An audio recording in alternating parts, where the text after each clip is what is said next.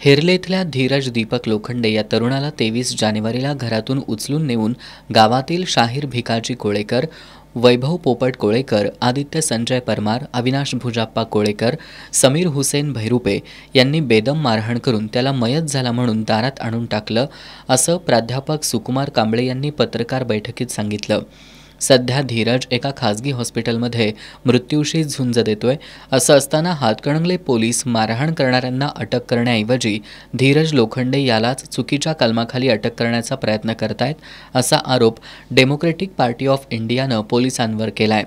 तसंच संबंधित घटनेचं गांभीर्य पाहता संशयितांवर ॲट्रॉसिटी ॲक्टनुसार आणि 307 कलमांतर्गत कारवाई होणं गरजेचं होतं. मात्र हातकणंगले पोलीस स्टेशनचे सहाय्यक पोलीस निरीक्षक महादेव तोंदले यांनी संशयितांना पाठीशी घालण्याचा प्रयत्न केल्यानं त्यांची खातेनिहाय चौकशी करून त्यांच्यावरही ॲट्रॉसिटी ॲक्टनुसार गुन्हा दाखल करण्यात यावा, अशी मागणी करत DPIच्या वतीनं 2 फेब्रुवारी रोजी जिल्हाधिकारी कार्यालयावर आक्रोश मोर्चा काढण्यात येणार आहे, असं प्राध्यापक सुकुमार कांबळे यांनी सांगितलं.